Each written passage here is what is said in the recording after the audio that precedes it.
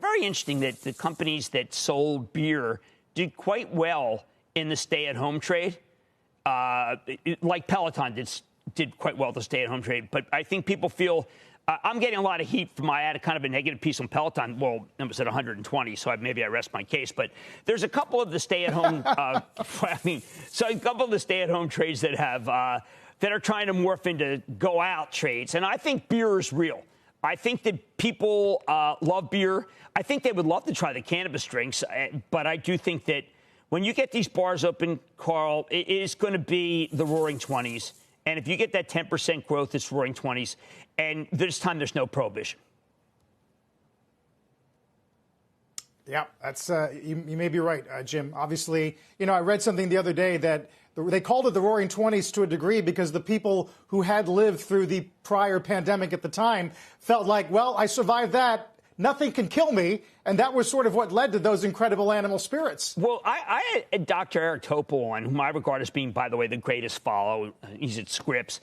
And he said to me, no one should die anymore. We have them at no one should die from COVID if everything's done right. And I was saying, look, I think that the COVID is back and is surging. He said, be careful. If you're vaccinating more than 1% of the people in a day, don't be surprised when we get to May and everybody's got it. Jim, you're right. We just did 3 million for the third straight day. We've now got almost half of Americans who are 65 plus, fully vaccinated, not one dose, fully vaccinated.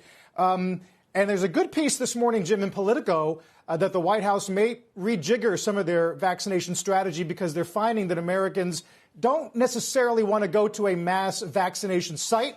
They'd rather go to a drugstore or a pharmacy. And that may be a better way to get this thing finally done, to your point, to those Americans who actually want it. Yeah, I mean, my wife got it at WALGREENS in Florida, and she said it was, I know this sounds strange, but it was a pleasant experience.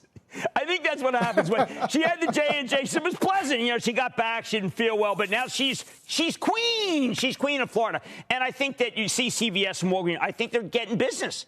I was surprised. I didn't think they would. We hear from Roz Brewer, the unbelievable executive who left Starbucks. Big loss for Starbucks, who's running Walgreens. I think she's got a big story to tell this week.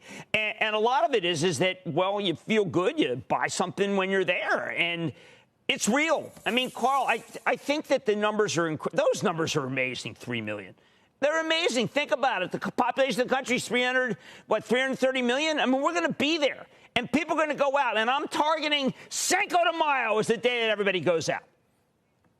Yep. We're going to be there. David and I are going to be there on that day, Jim. Well, it's going to be private. By the way, Moderna this morning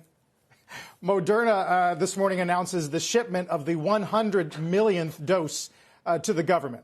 So those are numbers that we used to talk about sort of as pie-in-the-sky targets, but it's actually in the mail. Moderna has proven to be maybe the most amazing company because Moderna didn't exist not that long ago. And now people, when you ask people which one they got, they're always very proud when they got Moderna. Oh, I got Moderna. Me, I got Moderna. Okay, so it was 2 shots. In the second shot, I was really tired. But I think Moderna's got really good numbers. Look, J&J has got great numbers, too. But this thing is just incredible. It's what people, if you're not talking about the Suez Canal, you're talking about what shot you had. It's true. Is your arm sore? And congratulations. Those are the 2 big topics of discussion in the country right now. Shepard Smith here. Thanks for watching CNBC on YouTube.